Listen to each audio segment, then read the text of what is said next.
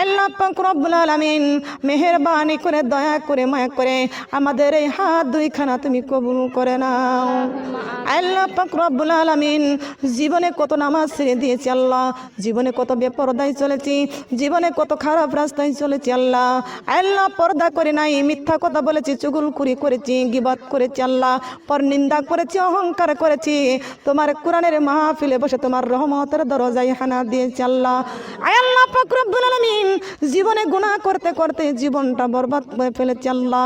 যেই দিন মায়ের পেট থেকে দুনিয়াতে আসলাম, নিষ্পাপ মাসুম হয়ে আসলাম, আল্লাহ আজকে গুনাহ নিয়ে কত গুনাহ নিয়ে হাত বাড়াইছি, মেহেরবানি করে আমাদের জীবনের গুনাহগুলি মাফ করে দাও।